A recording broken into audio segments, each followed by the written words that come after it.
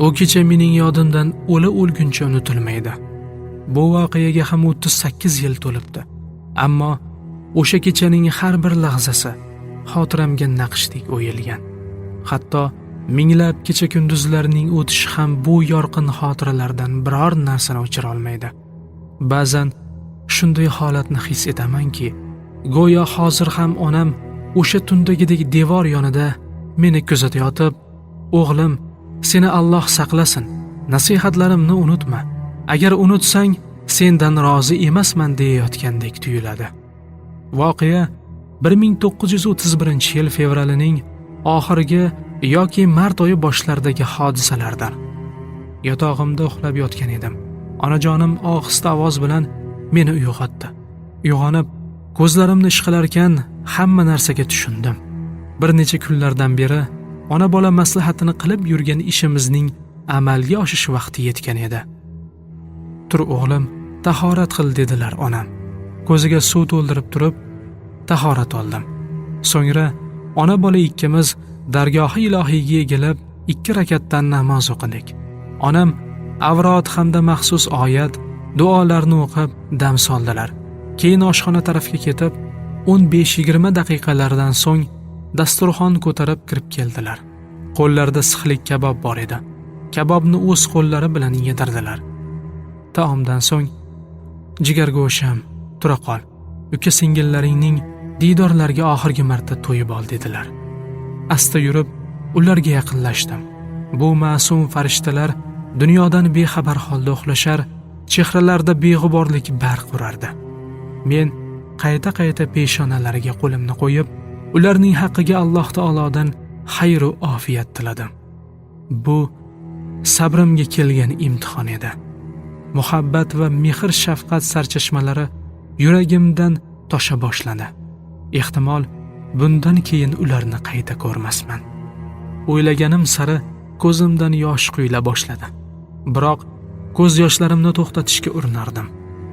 Bu payt onam 60 dan oshgan bo'lishlariga qaramay, himmatlari navqiron yigitlardan ham ziyoda edi. Onam menga bir zum qarab turib, "Bu yoqqa yur o'g'lim" dedilar. Ovozlarida titroq sezildi. Holatlaridan o'z tuyg'ularini yashirmoqchi ekanlari bilinardi. Kichikroq tugunchani ko'targancha hovli tomon yurdilar. Hujradan chiqib, hovli sahniga yetdik. Darvozani ochdim. Hovli sahnidan bog' tarafga o'tdik. Ona bola musaffo osmon ostida xilma-xil mevalar o'rtasida turar edik. Onam peshonamdan o'pib, "O'g'lim, sen orzu-umidlarim tayanchisan. Lekin ko'rib turganingdek, o'z vatanimizda yashab, musulmon holatimizda menga xizmat qila olmaysan.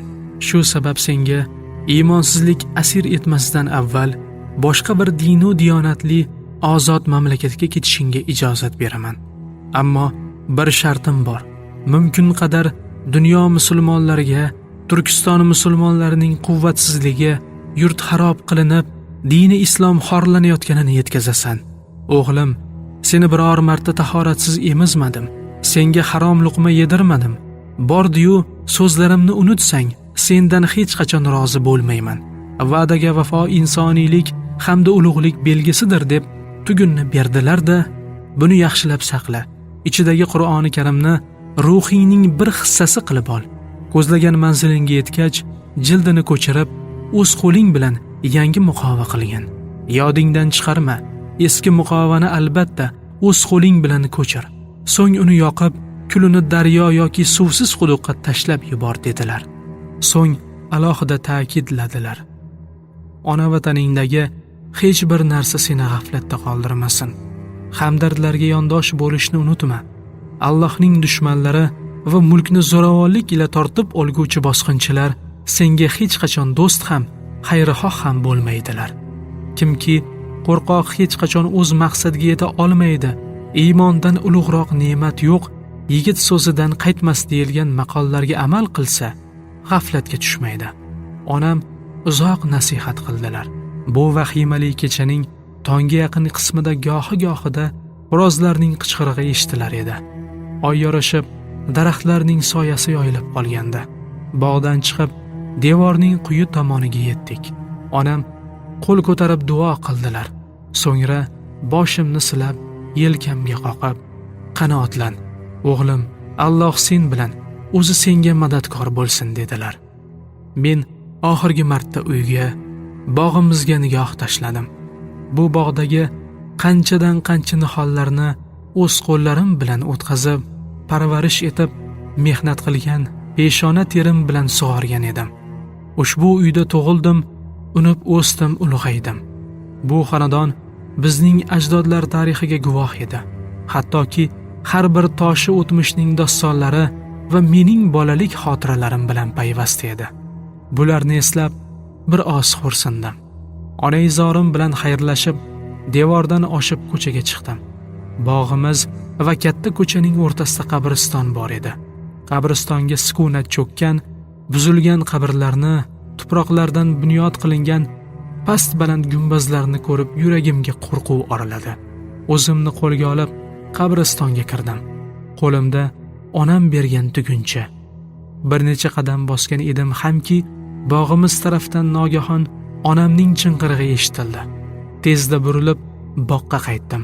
Onamni devor ostida behush holda topdim. Og'izlariga suv tomizgan edim, ko'zlarini ochdilar va meni ko'rib, "Nega qaytib kelding? Manzilingga yetishda behimmatlik qilma. Bizning himoyachimiz har narsaga qodir zotdir.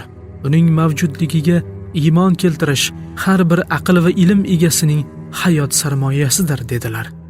Onamni shu holda tashlab, noma'lum manzil sari ravona bo'lishga majbur bo'ldim.